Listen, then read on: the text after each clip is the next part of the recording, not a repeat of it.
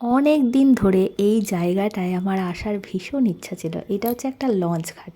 তো আজকে ছেলের পড়া ছিল, তো ছেলেকে পড়তে দিয়ে এসে দুজনের মনে হলো একটু আমরা এই জায়গাটায় বসবো, একটু গল্প করব, একটু সময় কাটাবো। তো এইখানটায় এসে আমার এত ভালো লেগেছে, আর সবথেকে বেশি ভালো লেগেছে এখানটা ফাঁকা একদম। আমাদের বাড়ির সামনেই এটা। তো মানে ভীষণ ভালো লাগছিল। আর এখানটা আমি প্রথম আসলাম, হ্যাঁ। এত সুন্দর একটা পরিবেশ, তারপরে যেহেতু বৃষ্টি বৃষ্টি ওয়েদার, একটা ঠান্ডা ঠান্ডা ভাইবস ছিল, ভীষণ ভালো লাগছিল।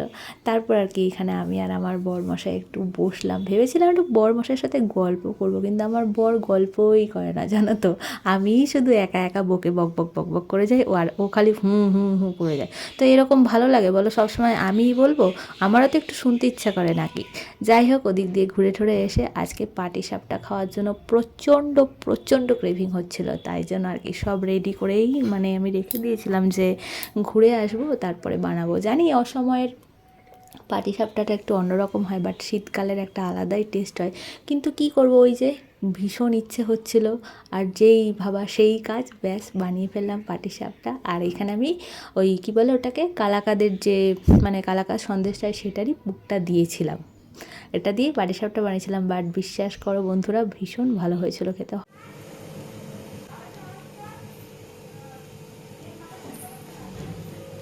তো যাই হোক, এখনের মতন টাটা। ভিডিওটা কেমন লাগলো কমেন্টে কিন্তু অবশ্যই জানিও। আর চলো, সবাই ভালো থেকো, সুস্থ থেকো, বাই।